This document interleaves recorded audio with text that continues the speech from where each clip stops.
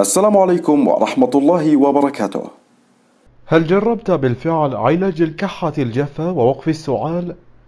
إنه علاج طبيعي ممتاز لالتهاب الشعب الهوائية ونزلات البرد والفيروسات والإنفلونزا الموسمية والتهابات الجهاز التنفسي الأخرى.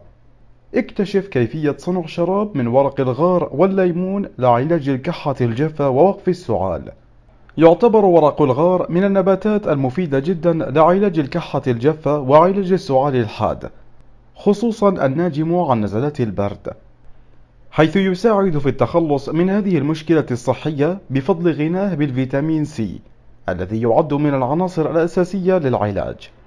كما أن ورق الغار مفيد للتخفيف من حدة السعال، فهو يعتبر مهدئا للالتهابات التي تصيب الحنجرة والرئتين نتيجة الزكام والسعال، وبالتالي يساعد في التخلص من البلغم الذي ينتج عن السعال والزكام. أيضا من الفوائد المهمة لورق الغار أنه يساعد في التخفيف من آلام الصدر، كونه يلعب دور المسكنات للأوجاع، وبالتالي فهو يسرع من عملية الشفاء لمرضى الزكام، لا سيما في فترة الشتاء وما ينتج عنها من نزلات برد. شراب ورق الغار والليمون لعلاج الكحة الجافة ووقف السعال الحاد.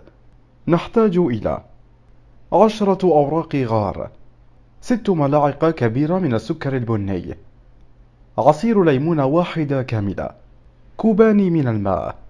خذ وعاء واضف كوبان من الماء وأوراق الغار، اتركه يغلي لمدة 15 دقيقة، ثم اتركه يبرد، ثم أضف 6 ملاعق كبيرة من السكر البني وعصير الليمون، وبعدها ضع الوصفة في إناء محكم في الثلاجة واشربه لمدة 7 أيام لعلاج السعال. مشاهدينا الكرام، هذا كان كل ما لدينا اليوم. شكرا لكم على المشاهدة وإلى اللقاء، والسلام عليكم ورحمة الله وبركاته.